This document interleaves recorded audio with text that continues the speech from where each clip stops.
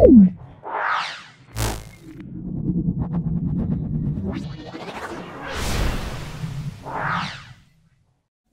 7-এর জন্য আজকে 8 নম্বর স্কুলটা দিনহাটা গার্লস হাই স্কুল, এটা সলভ করব।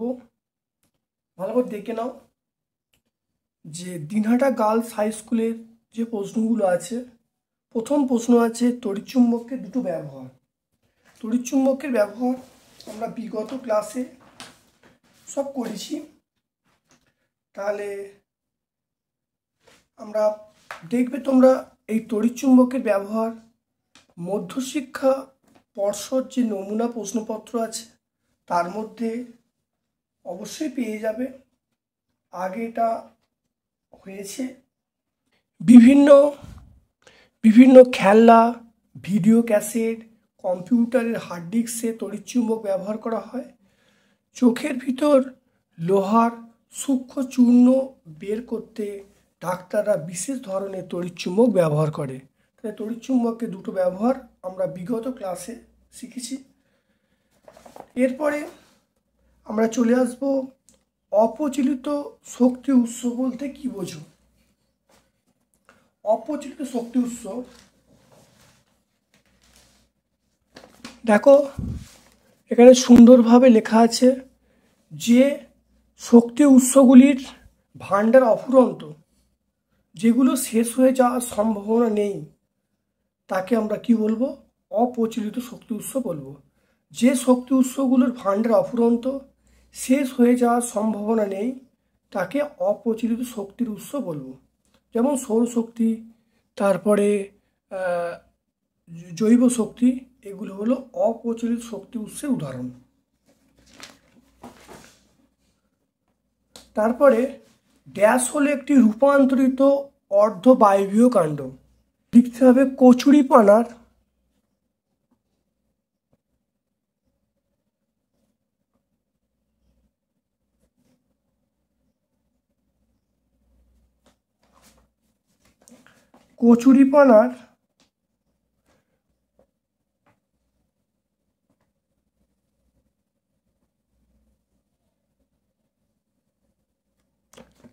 কচুরিপানার খর্বধাবক। একক পত্র যৌগিক পত্রের পার্থক্য বলতে বলছে। তাহলে একক পত্র যৌগিক পত্রের প্রধান পার্থক্য,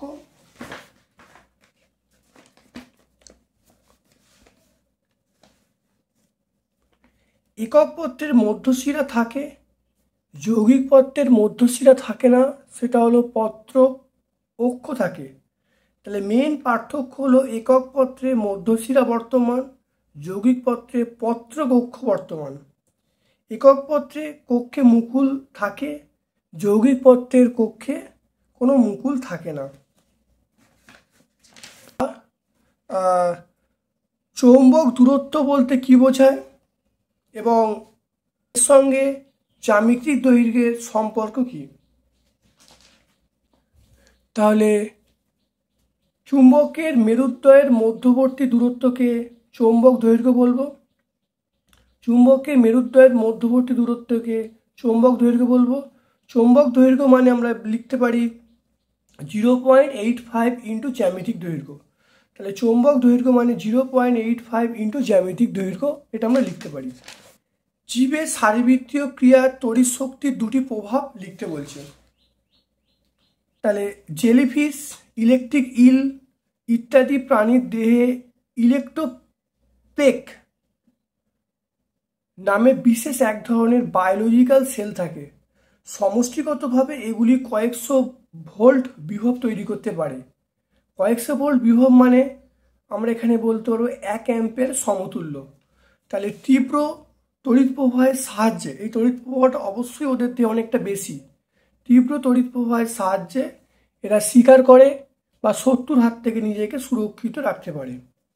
এটা ছাড়াও ইলেকট্রিক রে ফিশের, মানে ইলেকট্রিক রে যে মাছ আছে, ইলেকট্রিক রে ফিশের অঙ্কুরেষে এক জাতীয় বিদ্যুৎ উৎপাদন করার ব্যবস্থা থাকে, যার সাহায্যে একটি কোষ 1.5 তড়িৎচালক বল উৎপন্ন করতে পারে। তাহলে এই দুটো পয়েন্ট তোমরা ভালো করে লিখে ফেলবে। তাহলে প্রথম পয়েন্ট এইটা, আর দ্বিতীয় পয়েন্টটা এইটা তোমরা লিখে ফেলবে। 6টা ড্যাশ একটি স্বপরাগী এবং ড্যাশ একটি ইতর পরাগী ফুল।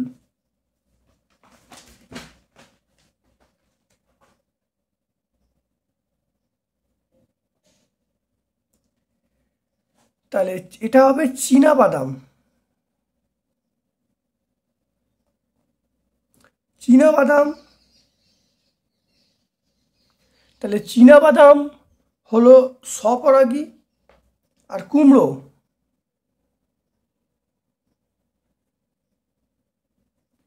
চীনা বাদাম স্বপরাগী, কুমড়ো হলো ইতর পরাগী ফুল। কোন প্রাণীর দেহে জ্যাকবসন অর্গ্যান থাকে, এই বিশেষ অঙ্গের কাজ বলতে বলছে। সাপের দেহে জ্যাকবসন অর্গ্যান থাকে, এর কাজটা কি? সাপের মুখের মধ্যে যে জ্যাকবসন অর্গ্যান থাকে, এই অঙ্গের মাধ্যমে সাপ চারপাশ থেকে সম্বন্ধে জানতে পারে। তাহলে সাপের দেহে থাকে, চারপাশের পরিবেশ কেমন, মানে শত্রুরা বর্তমান আছে কি না, বা কী ধরনের ঘটনা ঘটছে, এই অঙ্গের সাহায্যে কিন্তু সাপ বুঝতে পারে।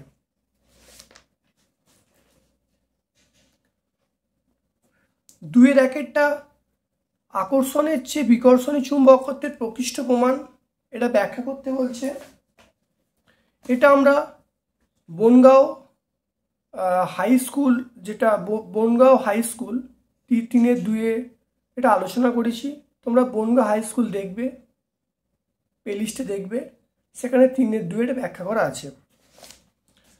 2টা দুটি উপায় লক্ষ্য তড়িৎচুম্বকের চুম্বকত্ব বাড়ানো যায়, এটাও আমরা আগের ক্লাসে হয়েছে। সেটা হলো বালুরঘাট হাই স্কুলে 4-এর 1-এর প্রশ্ন দেখবে, বালুরঘাট হাই স্কুলে 4-এর 1-এর প্রশ্ন এর উত্তর পেয়ে যাবে। সেখানে দেখবে 1 নম্বর পয়েন্টটা আছে যে প্রবাহমাত্রা বাড়ালে বেড়ে যাবে, আর একটা হলো যে যদি কুণ্ডলী পাক সংখ্যা বাড়ানো যায়, তাহলে পাক সংখ্যা বাড়ালে কিন্তু তড়িৎ শক্তি বাড়বে। 3-এরটা যদি কলেরা আক্রান্ত রোগীর শিরায় গাঢ় নুন দেয়া হয়, তাহলে রক্তকণিকার কি পরিবর্তন হবে তুমি মনে করো? তবে গাঢ় নুন লোহিত রক্তকণিকার সাপেক্ষে হাইপারটোনিক দ্রবণ, এটা হলো হাইপারটোনিক দ্রবণ। তাই এই দ্রবণ রক্তে মেশালে তাহলে রক্তের অভিশ্রবণ চাপ বৃদ্ধি পায় এবং লোহিত কণিকা থেকে জলটা বেরিয়ে আসার সম্ভাবনা থাকবে, বা বাইরে থেকে প্রচুর পরিমাণে জল প্রবেশ করে রক্তনালিকায়, তাই রক্তের চাপ বৃদ্ধি পায়। তাই বলতে পারি কলেরা আক্রান্ত রোগীর কিন্তু মানে অনেক ক্ষতি হতে পারে। কলেরা আক্রান্ত রোগীর শিরায় গাঢ় এই নুন জল দেয়া হলে তাহলে বিপদ বাড়তে পারে। তাহলে এর মেন পয়েন্ট হলো কিন্তু এই জল প্রবেশ করলে কিন্তু বিপদ বেড়ে যাবে। এরপরে 4-এরটা বলা আছে এই কোণটা 40 ডিগ্রি বলে দিয়েছে, আমাকে বলেছে এই CBY এই কোণটা কত হবে আর প্রতিফলন কোণ কত হবে। তাহলে এইটা হলো আপাতন কোণ, তাহলে ABD এই কোণটা আপাতন কোণ, তাহলে আপাতন কোণের সমান হলো প্রতিফলন কোণ। তাহলে CBD হলো এটা হলো প্রতিফলন কোণ, তাহলে প্রতিফলন কোণ হবে CBD, তাহলে এই কোণটা প্রতিফলন কোণ। যদি এটা যদি 40 ডিগ্রি হয় তাহলে এটা কত হবে? 40 ডিগ্রি হবে। তাহলে CBDর মানটা 40 ডিগ্রি। আপাতন কোণকে আমরা I দ্বারা, প্রতিফলন কোণকে আমরা R দ্বারা সূচিত করি।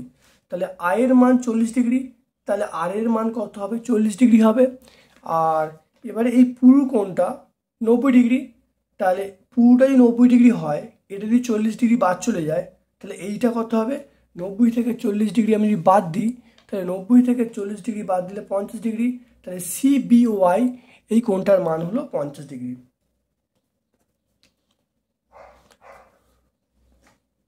তারপরে সমুদ্রের মাছ নিজের দেহে জলের পরিমাণ কিভাবে স্বাভাবিক রাখতে পারে? সমুদ্রের মাছ নিজের দেহে জলের পরিমাণ কিভাবে স্বাভাবিক রাখতে পারে? তাহলে 1 নম্বর পয়েন্ট হলো ঘন ঘন মূত্র উৎপাদন করে এবং অত্যন্ত অল্প মূত্র ত্যাগ করে। তাহলে ঘন মূত্র উৎপন্ন করে, অল্প মূত্র ত্যাগ করে, তাহলে জল খুব কম নির্গত হয়, 1 নম্বর পয়েন্ট। 2 নম্বর পয়েন্ট হলো ত্বকটা খুব পুরু হয়, ফলে ত্বকের উপরে আঁশ থাকে, তাহলে জল যে বেরিয়ে যাওয়াকে সেটা বাধা দেয়।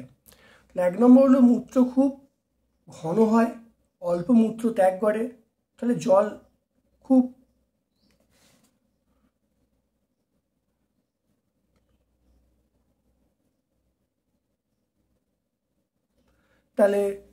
খুব কম নির্গত হয়।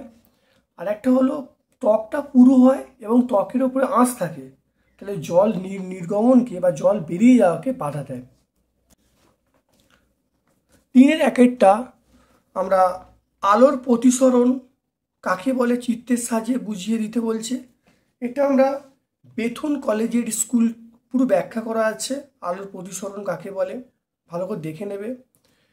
তারপরে আকর্ষণের পূর্বে আবেশ হয়, এটা পরীক্ষার সাহায্যে তোমরা যে টেক্সট বই তোমাদের কাছে আছে এটা তোমরা অবশ্যই পড়ে নেবে, টেক্সট বই পরিষ্কার আছে। আকর্ষণের পূর্বে আবেশ হয়, পরীক্ষার সাহায্যে বুঝিয়ে দিতে বলছে। 3 নম্বর প্রশ্ন হলো 3টি সেল, 2টি বাল্ব এবং সুইচ দিয়ে তৈরি বদ্ধ বর্তনী চিত্র আঁকতে বলছে। তাহলে 3টি সেল বলতে CDE, 2টি বাল্ব AB, 2টি বাল্ব, আর সুইচ হলো F, আর পিটা হলো তার।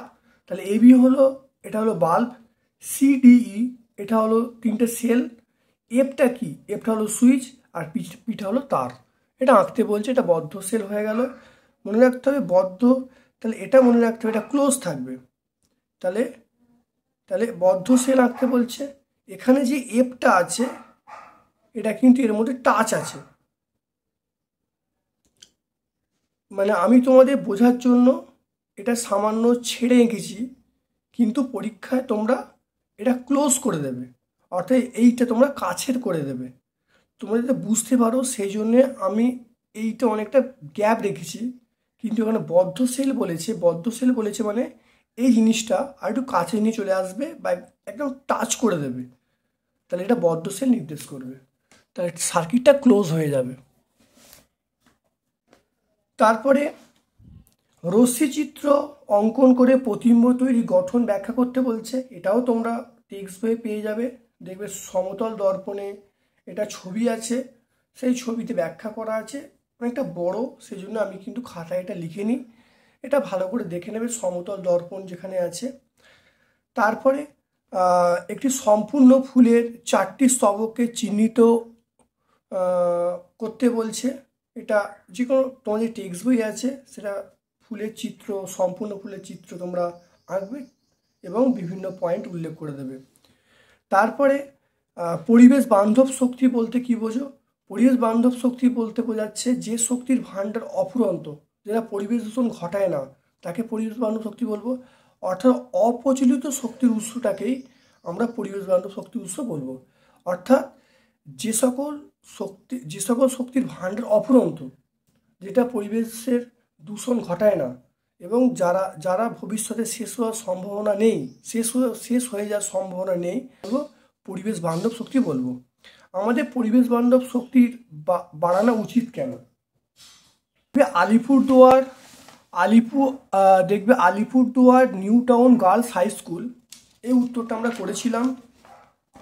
সেটা হলো 4-এর 3-এরটা, দেখবে জীবাশ্ম জ্বালানির ভাণ্ডার সীমিত, পরিবেশ দূষণ ঘটায়। তাহলে কেন আমরা পরিবেশ বান্ধব শক্তি ব্যবহার করব? জীবাশ্ম জ্বালানির ভাণ্ডার সীমিত, পরিবেশ দূষণ ঘটায়, অন্যদিকে পরিবেশ বান্ধব শক্তির ভাণ্ডার অফুরন্ত, তাহলে এগুলো পরিবেশ দূষণ ঘটায় না। তাই ক্রমবর্ধমান শক্তির চাহিদা পূরণের জন্য পরিবেশ বান্ধব শক্তি উৎসগুলো ব্যবহার বাড়াতে হবে। আজকে আমরা Dinhata Girls High School HS এই পেপারটা সলভ করলাম, ভৌতবিজ্ঞান এবং জীবনবিজ্ঞানের পোর্শন। তোমাদের ভিডিওটা কেমন লাগলো অবশ্যই কমেন্ট সেকশানে কমেন্ট করবে। যদি ভালো লাগে একটা লাইক করবে, তোমাদের সকল বন্ধুবান্ধবের মধ্যে এই যে ভিডিও চ্যানেল লিঙ্কটা শেয়ার করে দেবে, এবং চ্যানেলটাকে যারা সাবস্ক্রাইব করোনি অবশ্যই চ্যানেলটাকে সাবস্ক্রাইব করে দেবে।